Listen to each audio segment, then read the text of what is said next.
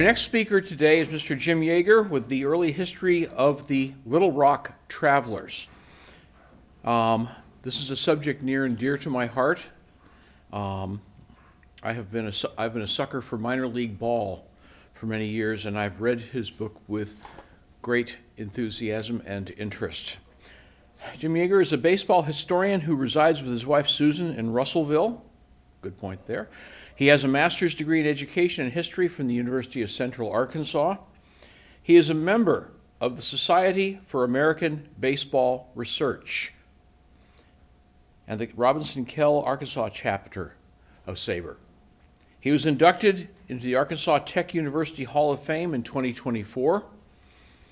He is a frequent presenter on the history of rural baseball in Arkansas. His books, Backroads and Ball Players and Hard Times and Hardball, feature stories of Arkansans who played professional baseball in the first half of the 20th century. Mr. Yeager, the floor is yours, sir. Thank you. As a second profession, I'm going to offer tours of all the other museums in Little Rock. I've been to all those this morning before I came here. I've been to Capitol Mall, which they told me I had to go through security to go in there. And since there were no other cars in the parking lot, I didn't feel like that was going to get me anywhere. Then I went to the Knights Templar, Mosaic Knights Templar, and I was the only one there and pulled on a door or two, and nobody came and got me. By that time, I think people realized I was lost, especially me. So I thought, how many other museums can there be in Little Rock? Well, there are several. But the lady at the Heritage, the archives, which archives came in the description, so that led me falsely. But I knew, Brian, given an hour, I could find it. And exactly an hour, probably, it took me to be here. So I'm especially glad to be with you today. I'm a guy on a mission, and a man on a mission should find somebody to talk to. So my name's Jim Yeager. I am a baseball historian. Now, I've spoken to, hundreds of groups. I'll speak to 5 people if they'll gather up and bring a cup of coffee, and I prove that. But spoken to an elementary school group, a kid who said, are you a famous baseball historian? I said, I certainly am. I said, I don't know another one. So, and somebody, then the other people who are very conscious of books will say, was your book a bestseller? And I said, oh, it was a bestseller on my block for about a month, and then John Grisham came out with another book, and that ended my claim to fame. But it was a surprise. It was a surprise. And I was talking to some people earlier about that surprise. I knew, I was attending SABR meetings, and I knew there were so many lost stories out there. So many things that hadn't been discovered, so many things that hadn't been found, so many things that hadn't been saved. So I thought I'd write a book. And my cousin, who happened to be an editor, edited my first thing and sent it back and said, this is great. I know she bled all over it. That couldn't be all those red marks indicating how great it was.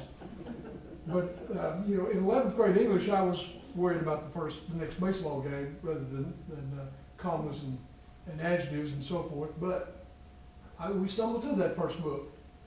And so I went to Clarksville, Arkansas to do a presentation. And I thought, these 4 or 5 guys will hear my story. And if you need to go to the Clarksville Museum, the Historical Museum in downtown Clarksville. Have any of you been there? It's definitely worth a trip. That's a small town who've really done something with their museum. Without a lot of funding except the elbow grease, I suppose, and hard work. The first time I went, we were in a hallway. Those people over there couldn't see my screen, those people over there couldn't see my screen, and these 5 people were really engaged. So we were going, so when I finished though, 30 people lined up to buy a book and tell me their grandpa story. So everybody, whether they're a baseball fan or not in Arkansas, their grandpa was, or their great-grandpa was. Because it was that game that helped those folks survive in some of the toughest times in Arkansas. It was, no matter what is Arkansas's game today, baseball was Arkansas's game during those hard times. And I have some notes I probably won't pay any attention to because I've done this so much, I'd rather do more of a chat. I usually just pull up a stool and we chat. But I am going to warn you that I may not take questions at the end, given the fact that when it's time for the next speaker, because I've been to places where somebody took questions and the last guy didn't even get to present. So won't be warned that I am a guy on a mission. You have to look out for me. But I am going to say that, I'm going to learn how to do this. I wish I could do this from over here, but I'll wander back and forth. In our grandpa's time, it was church and Grand Ole Opry and baseball. And Sunday afternoon baseball and a picnic was the place where information is exchanged, family members are met, and some form of baseball was played. Everybody had a town team. And then the radio came along, and everybody gathered around that radio at night to listen to the Grand Ole Opry or the St. Louis Cardinals. Yes, I still root for the St. Louis Cardinals. And somehow, some team is impersonating them this year, and they have a winning record. I know they'll check IDs, they'll find out that that's not really the Cardinals. Instead of baseball, to avoid my notes, I'm going to talk about people.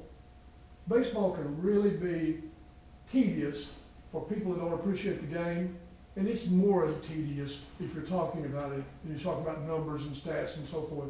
So I'm going to talk about people for the next 30, 40 minutes, and because I think people are interesting. I've written 2 books, and my wife taught 2nd grade, and she says things like, too much baseball in this book, too much baseball.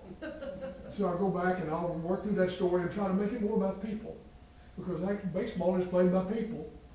Now they put their names on the back. That might be a mistake, but they put their names on the back, and it's really changed the name of the game because a lot of these guys don't really care what's on the front. I'm sorry to say. They just care about the name on the back. So we're going to talk about the time from Mickey Finn to the Tabasco Kid. That would be the first 20 years of baseball in Little Rock. Yes, they were the Little Rock Travelers, and they'd played a little baseball prior to that time, but not successfully. They call those leagues the 4th of July leagues because by the 4th of July they'd all folded.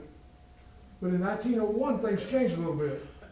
The Travelers brought in this guy named Mickey Finn. His name was Michael Finn, but you know what the press did with that name? They thought, Mickey Finn, that's a good name for this guy. And he had been very successful in sports. Well, if dog racing is a sport, and circus is a sport, and prize fighting is a sport, and those he was successful at those. Not quite so successful at baseball, but he offered the Travelers something unique. He would create his team and bring them with him. That sounded pretty good. So they probably hired the great Mike Finn before he ever set foot in Little Rock. Okay. He showed up, and things did change. Here's a picture of Mr. Finn. He came along when there were lots of characters in the game. Oh my goodness. Baseball players are characters by nature in the time I'm talking about because they had, for the first time they'd had money and the first time they'd had time on their hands. A dangerous thing for an Arkansas and New York City, right? But that's the guys who played, and they were characters, and Mickey Finn was a Yankee, of course, but he came down and just took the town by storm with his and the team. He did bring the team with him. But it was an interesting time. It was a time, can you imagine communication when they handled business by letter? So they wrote a letter, and it said, I'm mad at you.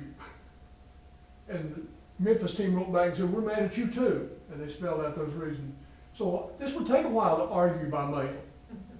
But that's how the Southern Association conducted business, and that's why so much of it is lost in conflict.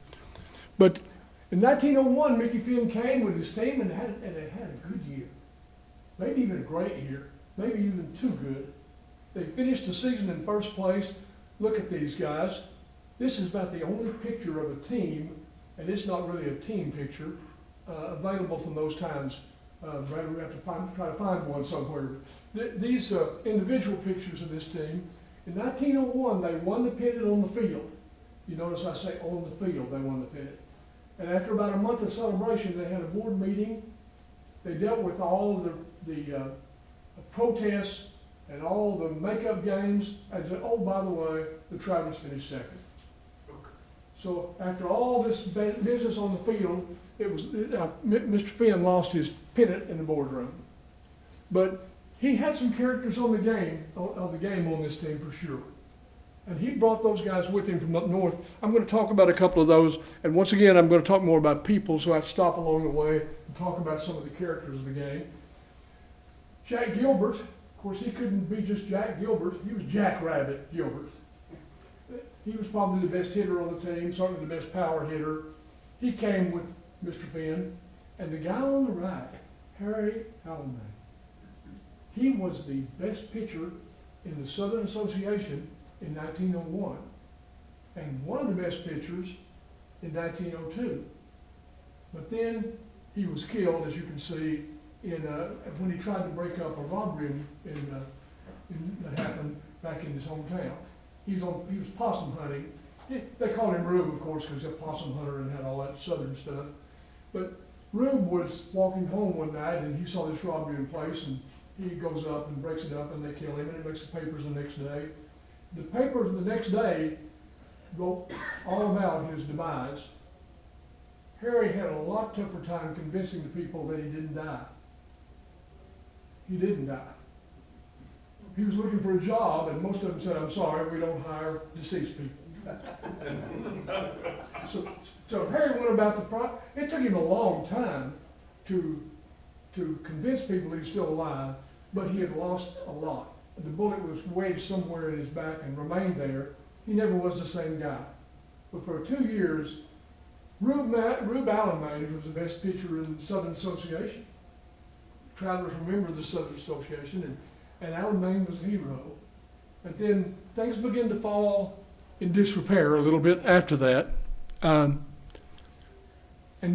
then it was so bad that the Travelers moved into the bottom of the standings and remained there for the rest of that decade. Last, close to last, next to last, poorly attended, lots of problems. Something different happened in 1908. I have a feeling that the cameraman's having a tough time with me because I won't be still. Is that correct? All you YouTube people out there, it's my fault because I won't be still. It's a difficult process. I'm going to stand closer, but probably not be still. I'm sorry, it's not in my nature. Anyway, a funny thing happened in 1908. The Travelers didn't get better, but they had a great player. The Boston Red Sox were looking for a place to train, and in the South, so they rented East End Park, the home of the Travelers, to hold their spring training. I don't know about spring training in Arkansas in March, but Hot Springs made a living from it, so maybe it's okay. But the March days that I've experienced would be pretty tough to have spring training. But in exchange for using that ballpark for spring training, they loaned this young guy to the Travelers for a year. His name was Tris Speaker. He's in all the top 20 all-time greatest players. He's in the Hall of Fame. He was in the second class inducted to the Hall of Fame. Spent that summer in Little Rock, Arkansas.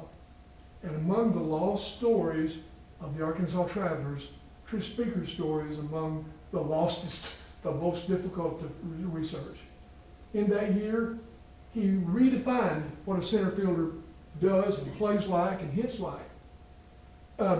Now, the new analytics tell the outfielders they need to back up against the fence and not give up doubles and triples. In those days, Speaker thought, nope, I'm going to play pretty close to second base and not give up any singles. So Speaker's personal analytics told him that it was singles that were beating him. So he moved in about like the rover in slow pitch softball, if any of you ever did that. The rover can move. So the Speaker played behind second base. He played so close to second base, he was involved in numerous unassisted double plays for a center fielder. Now you have to picture that doesn't happen very often. In fact, he still is the major league leader of unassisted triple plays for center fielders. That doesn't take a very high number. It's 6, by the way. But Speaker stayed that year, In September of 1908, Boston called for their rent back, and the speaker got on a train and headed back to Boston. And then I have to stop further the story there, you know. Here's what I picture that night was like. It's a rainy night in Little Rock. The game had rained out. Speaker's going to catch a plane for Boston, a train for Boston. And while he's doing that, another fellow is arriving in Little Rock to take his place. That guy was named Rupert Blakely from Johnson County, Arkansas. Brad and I were just talking about the birth of town team baseball and semi-pro baseball, and a lot of those things. Johnson County, Arkansas was way up there. But Rupert Blakely was the son of a doctor from Johnson County, Arkansas. He had been playing for Hot Springs where he hit 360 or something. Really had a great year. And they called him up to Little Rock to finish the year for speaker, who was headed to Boston. And so at night, in my movie screen picture of this, Rupert Blakely is arriving from Hot Springs, and Chris Speaker, and he passed in the night. They don't know each other. This is all made up, by the way. They pass each other. The Speaker goes on to major league career. Blakely goes on to the Travelers, where he plays 19 games in Little Rock. Well, the reason that's such a big story is Blakely had second thoughts about baseball after that, and decided, wait a minute, that's pretty good for Cold Hill, Arkansas, as a doctor. This baseball is pretty risky stuff. So he took his Washita degree and signed up at the University of Missouri for a pre-med program.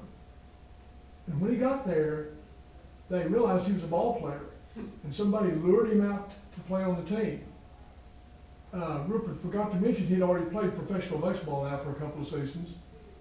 And so Missouri had this outstanding player who played pro baseball, and in that league, they didn't like that. Apparently, where he played around here, Hot Springs, they didn't mind it. They thought being a professional would exclude you from playing college baseball. So Rupert said, that's my brother. That's my brother Bernard. His brother Bernard was a train engineer in Oklahoma. Doubtful he ever played for Hot Springs, but everything's done by letter. So they wrote a letter down to Hot Springs, and Rupert had lots of friends there. The scorekeeper wrote back to Missouri and said, yep, that's Bernard. It was Rupert. Rupert went on to get his medical degree at Tulane, became a physician in Little Rock, was a beloved physician, retired in 1963, served after World War I in a rehab program, was anointed with some kind of knighthood in Europe for his contribution to the refugees of World War I, and then had a wonderful story in Little Rock. And in my movie screen script, I'm wondering, have you ever told his family or any of his associates the real Rupert Blakely story? I know he did. He had to, because it really wasn't a scandal. Everybody was doing it, so Rupert just played a little more college baseball. In 1909, things in the Mickey Finn era got really bad. Mickey had left once, came back again. He negotiated to get Speaker there. By 1909, Speaker was gone, or even worse. Nobody's coming to the games. Things are really bad in Little Rock. So the Travelers have a yard sale and sell everything. Bats, ball, uniforms, players, and the franchise. Chattanooga bought the franchise and some of the players. I don't know who bought the uniforms and stuff, but anyway. So from 1910 to 1914, there were no Little Rock Travelers. And of all the bleak times in Travelers baseball history, that would have to be the most significant. Because the reason it was significant was made even more interesting, because some guys had come along who were going to be big in the history of this ball team. Ray Winder arrived about 1909. There's lots of pictures of Ray Winder around town that look like the one down on the left. It's hard to find this handsome young man about town's picture. You have to look really close to see that that's Ray Winder. He was a dancer and a socialite, and went to the YMCA and became really popular among the local set, found a wife, all of that. And he and his father opened a livery stable right out here on Broadway, wherever Broadway is. I've been to Broadway on my drive this morning. But, by the way, if you want to go to the Templar Museum, it's on Broadway. And there must have been where the the livery stable was. We don't really have a demand for livery stables now, but in the Gunsmoke movies, they're pretty prominent. That didn't last long because automobiles were coming along, but Winder caught on with the Travs as kind of a helper, an intern, if you would, who was a businessman who probably had another job, didn't need the money, but he became a guy who from this point on held about every job you could ever have with the Little Rock Travelers. From ticket taker to janitor to general manager to owner and back around again. And yes, I've been to Ray Winder Field. When I was in college, it was where we went. In fact, when my wife and I were dating, I would spring for $1.89 at Casa Bonita, and we would go to the ball game. That was a big night. How many have been to Casa Bonita? Oh, that's good. Good. Raise that flag. Anyway, $1.89, $1.49 on Sunday. Amazing. But another guy made it even worse. This on the right is Judge William Marmaduke Kavanaugh. Not a name from the Confederacy. His family were embedded in the Confederacy. William Marmaduke Kavanaugh was a newspaper man in Clarksville. And the Gazette said, no, we don't, come on down to Little Rock and be the editor. He was a Gazette correspondent. Started writing in Little Rock in the early 1900s. In 1903, he was named president of the Southern Association. So the Southern Association, who don't trust each other, who manage everything by mail, the president was in Little Rock, and it was handled by mail. Pretty complicated. But they loved him, had lots of respect. And so Winder also became friends with R.G. Allen, the new owner. So in the early 1910s, R.G. Allen and William Marmaduke Kavanaugh and Ray Winder started putting their heads together about what to do with the Travs. And when Kavanaugh found Allen, things were beginning to roll. In 1915, they got it done. Except they had a big banquet on Saturday night, February the 21st. At that banquet, the folks in the Southern Association complimented Kavanaugh on the job he'd done. They called him the squarest man in baseball. For those of you raised in the 50s, I think square meant something good then, I'm not sure. But Kavanaugh was the toast of this meeting. The next day, he had the bellyache, he said, and died at 2 o'clock in that afternoon. He never lived to see the Travelers take hold and become the team they are now, because he passed away the day after the banquet that honored him for saving the franchise. They should name a street after him. Well, I think they have done that, right? They should name a field after him. They did that too. They named Traveler Field Kavanaugh Field after that, and then it was replaced by Ray Winder. But Kavanaugh, big guy. So in 1915, they fielded the first franchise. Not very good. They had to pick the scraps of players people nobody wanted. They finished last, of course. The person on that team with the most promising future, as it turned out, was an 18-year-old from Boonville named Aaron Ward. Aaron Ward was 18 years old. He has another lost story. Aaron Ward went to Ouachita. He was an outstanding player at Ouachita. He came to the Travs when he was 18 years old. He went 0 for 18, that's easy to remember. Later, he played next to Babe Ruth. He got the first hit by a Yankee in Yankee Stadium. He was the second best player on the team the first years that Ruth was there. Ruth was the best player. He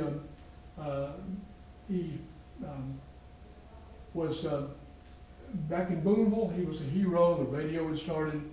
He's not in the Ouachita Hall of Fame, not in the Arkansas Sports Hall of Fame, definitely not in Cooperstown, and his story is completely lost. But the Travs of that year were pretty bad, and even Aaron Ward was pretty bad because he, had an 018 start as an 18-year-old. But hey, in 1916, they got going on a little better. And the leader was a baby doll. I know you can't see it in this picture, but the gentleman on the right was a baby doll. He's William Chester, baby doll Jacobson. And so he was on his last chance for the Travs, and he had a really good year and saved his career. He went on to be an outstanding major league player. And so I asked my wife, I said, the reason he got the name baby doll is because he was so good looking. She said, I don't see that. Well, no, that's not true. He hit a home run once, and when he came around, the band was playing, "Oh, you beautiful doll, you great big beautiful doll," and stuff. That's how he got his nickname. Baseball nicknames were everywhere, but they weren't too creative. The Travelers also benefited greatly from this guy.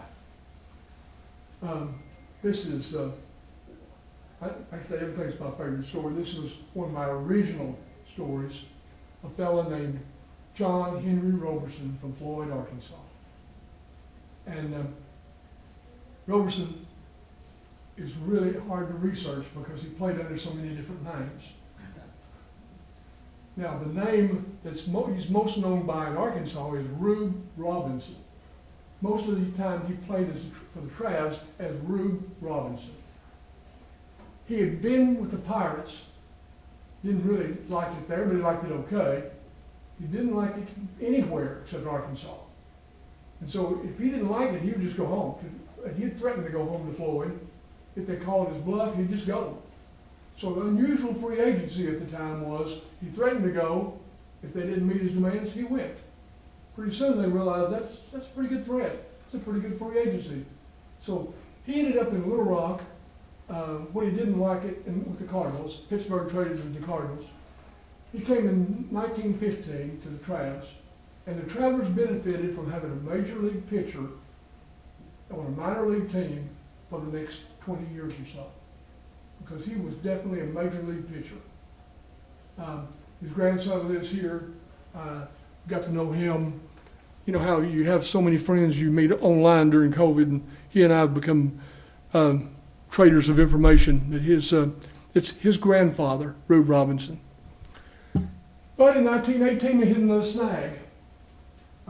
3 snags: a World War, the Spanish flu, and a short supply of players because of military service. So the Travelers had to rebuild again. But they had a solution that they thought might improve things.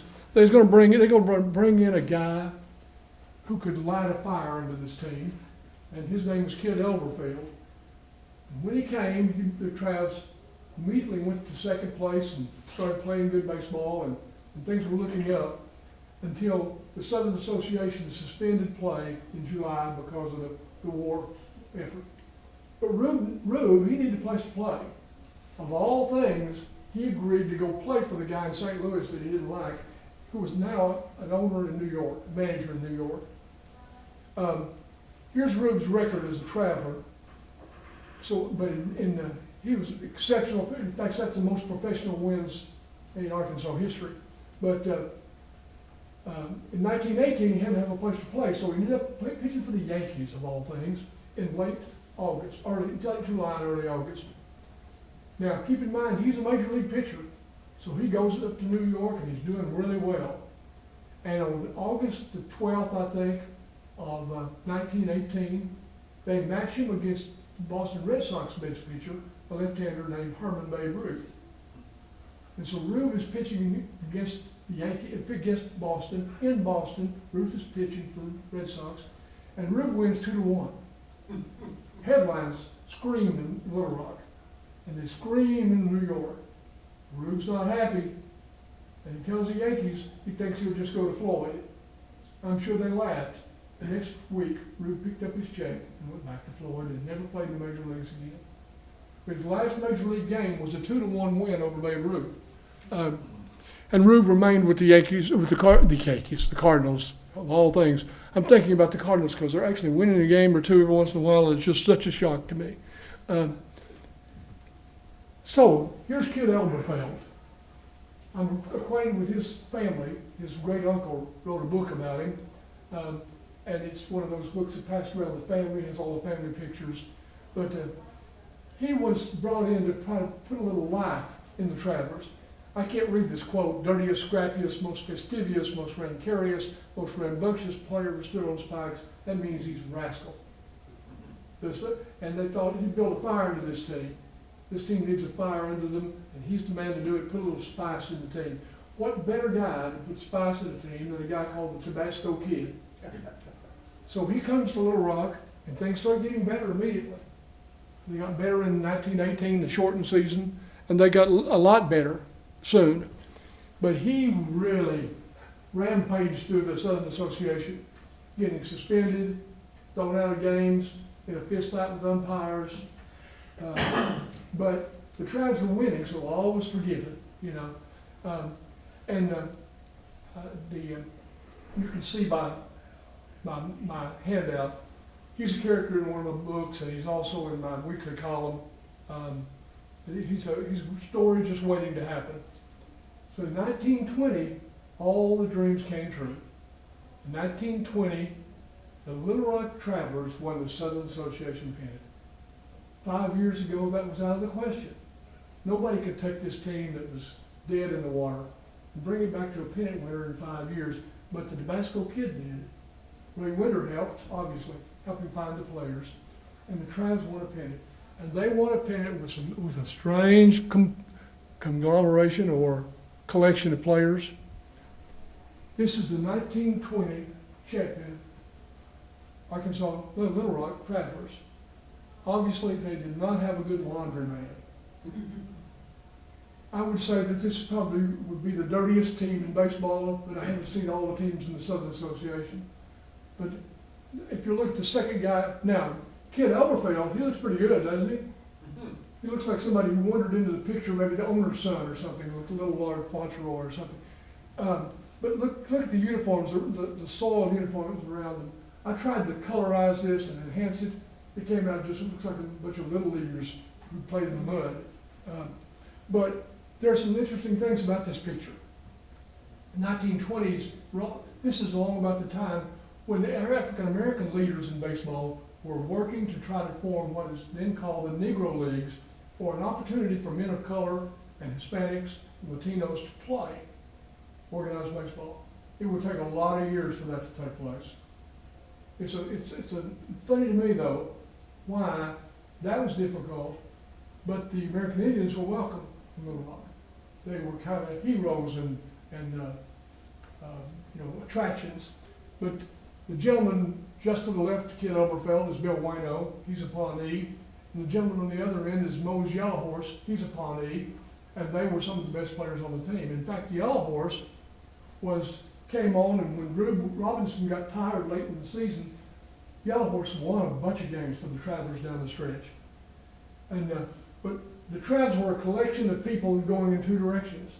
Some going up to higher levels, some failure and coming back down to the lower levels.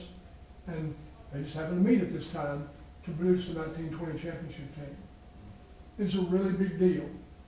But it's also a liquid deal because those groups only passed that one time. And then things really have got to change or that roster is not going to be competitive, and they weren't. They moved on. Players moved on. I'm going to say that since this is where I kind of draw the line for the early years, from then on you can sum it up in these four things. Players moved on from this team, but Ray Winter was still around to save the Travelers on several occasions. The Southern Association would self-destruct later, and Ray Winter would go on to be the king of baseball in Little Rock. The Cardinals and Mariners came later, and they brought consistency to the program. Things are different and a lot of fun over at the ballpark. But Yellow Horse went to the majors, but it was one of those stories at the time about young American Indian men and alcohol, because Yellow Horse had an alcohol problem and ended up making an early departure from the big leagues, although he had big league talent. He ended up back in Oklahoma, shamed by his tribe, and living very, very, I don't know, poorly or remotely in some of the places on the reservation. He, when he passed away, unlike today, he posted proudly that he was the first full-blooded American Indian in the major leagues. Actually, he wasn't, but he claimed that. He was very proud of it. Before it was over, though, it did have a happy ending. Mose earned the respect of his tribe again. He was elected as an elder. He showed up at tribal events, showed up in Little Rock for reunions. And even though he didn't have the major league career that he should have had, he did have a promising finish to his life. Being Miller was the only player on that Travelers team to become a star. He played 1,820 major league games in 16 years and won 2 World Series. But all the rest of those Travelers who won that pennant kind of vanished into baseball history. Rube Robinson stayed. This is called the radio era of professional baseball. When the radios came to those homes out in the country, I can remember, no one else in this room can remember this, so this is my personal memory that I don't share with any of you. I remember when my grandpa did not have electricity.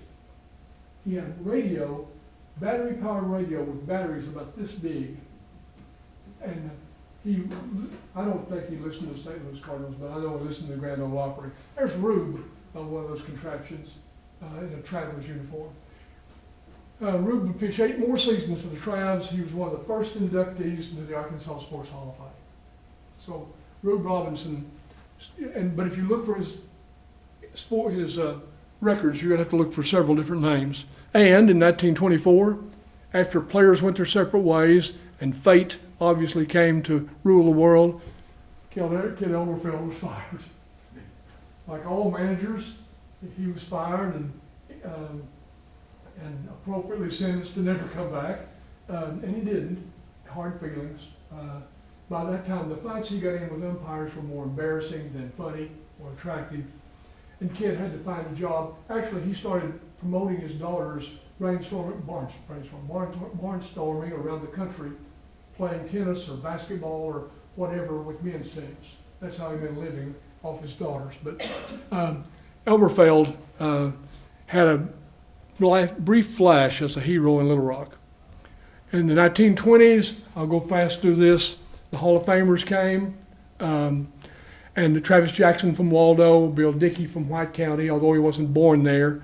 They've forgotten that in White County. He just had the misfortune to be born in Louisiana. But in White County, you better say Bill Dickey is from White County. And then the 30s came along, and the Deans, oh my gosh, the Gas House Gang, and the 34 World Series, and a bunch of other stars emerged. And the reason they emerged, I think, is because baseball, it was their life when they grew up. It was their escape.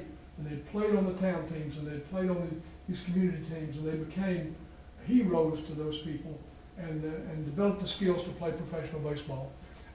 That's Lon Warnicki on the right bottom. He became a judge. That's Archie Vaughn from Huntsville, that Huntsville area. He's in the Hall of Fame. The Dean brothers and Schoolboy Rowe from El Dorado, and that's Bill Dickey and Travis Jackson on top. All of these guys are in the Arkansas Sports Hall of Fame. Paul Dean did not make the Hall of Fame. He is in Arkansas, but National Hall of Fame. But he did play for Travelers again in the 40s. And the Travelers won pennants separated by several years, 37, 42, 51, and 64. They've won several since then as Mariners and Cardinals, but prior to that. But they finished last a whole lot more times than they finished first. If you can see those times. Each of those times, Ray Winder found a way to bail them out. And somehow his story runs through everything. The most tragic of these disasters was when the Southern Association ceased operations in 1961. This is an event we're still living down, and it's still a bad spot in our past. The Southern Association folded because Memphis Ballpark burned, and the most popular franchise refused to integrate. So without Birmingham and without Memphis, the Southern Association closed the doors. But thankfully, the Travelers reacted quickly. and rejoined another league, brought in Dick Allen in 1963. The Trouts are having Dick Allen bobblehead night this year in July. And the Birmingham was bought by a guy named Charlie Finley, who turned them into a building place for his championship Oakland A's, and brought in Blue Moon Odom and a guy named Reggie Jackson, and next thing you know, they're doing well. And Birmingham, my cousins are taking me to Rickwood Field in Birmingham, where the Southern Association played, but the Southern Association shamefully closed and never been revived. And in 1966, they renamed the ballpark Ray Winder Field, and he became crowned the king of baseball. If Stan Musial crowns you the king of baseball, by golly, you're the king of baseball. So anyway, Stan Musial comes down. Some organization had called him the king of baseball offhandedly, so they bought into that and said, okay, if he's the king of baseball, then that's how we're going to go. So I've brushed through that. On my handout, what I'm doing now, I wrote those 2 books. If you'll send me a check, I'll send you a book for $15 or $25. I don't sell books and things like this, but I'll send one to you in the mail. You can use Venmo or a check. All that address is on there. I have a weekly column that's free. That's on there also. I write for Only in Arkansas, an online magazine. They're sponsoring all this now for me rather than me having to sell books. But I think some of you would enjoy those books, and you're welcome to email me, or write me a letter and send a check or Venmo, and I'll personalize them and send them back to you without tax or shipping. That's all I got. And if anybody wants to stick around, we're going to take a break, I hope. And I'm going to drink some coffee, and I'll be here to hear your grandpa's story, and I appreciate being here. I've seen all the museums. Thank you.